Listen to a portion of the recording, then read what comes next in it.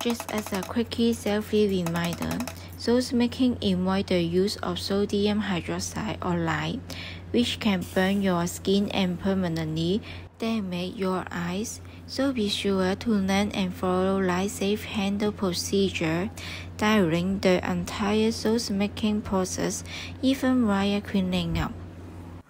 You can buy the products on Instagram store on.taa. I teach you how to make Cuban Oregano soap.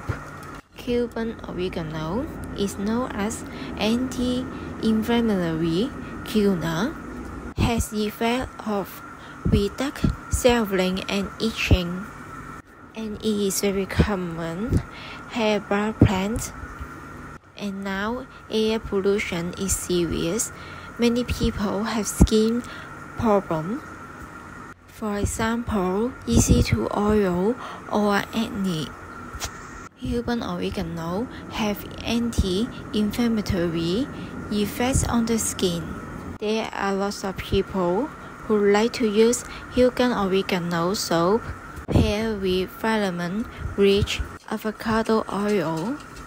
Have moisturizing shea butter can be moisturizing effect.